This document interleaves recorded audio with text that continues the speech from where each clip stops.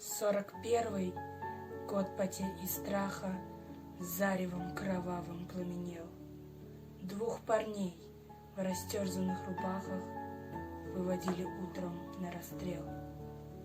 Первым шел постарше, темно-русый, все при нем, и силушка, и стать, а за ним второй, пацан безусый, слишком юный, чтобы умирать. Ну а сзади, еле поспевая, семенила старенькая мать, о пощаде немца умоляя. «Найн», — твердил он важно, — «расстреляет». Нет, она просила: «Пожалейте, отмените казнь моих детей, а взамен меня убейте, но в живых оставьте сыновей». И ответил офицер ей чинно: «Ладно, матка, одного спасает, а другого расстреляем сына.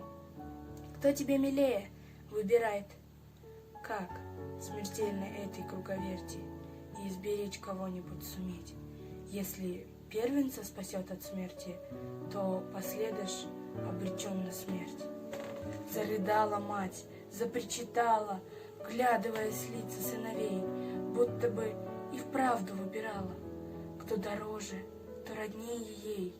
Взгляд туда-сюда переводила: «О, не пожелаешь и врагу мук таких!» Сынов перекрестила и призналась фрицу: «Не могу». Ну а тот стоял непробиваем, с наслаждением нюхая цветы. «Помни, одного мы убиваем, а другого убиваешь ты». Старший, виновато улыбаясь, младшего к груди своей прижав: «Ты спасайся, ну а я останусь». «Я пожил, а ты не начинал», — отозвался младший. «Нет, братишка, ты спасайся, что тут выбирать? У тебя жена и ребятишки. Я не жил, не стоит начинать».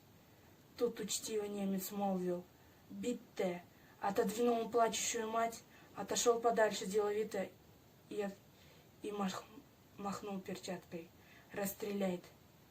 Ахнули два выстрела, и птицы разлетелись дробно в небеса.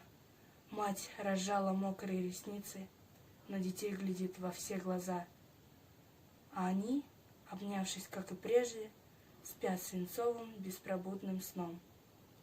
Две кровинки, две ее надежды, два крыла, пошедшие на слом.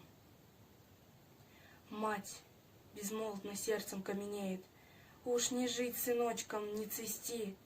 «Дура, матка», — поучает немец, — «одного бы хоть могла спасти». А она, баюкая их тихо, с губ сыновьих вытирала кровь. Вот такой убийственно великой может быть у матери любовь.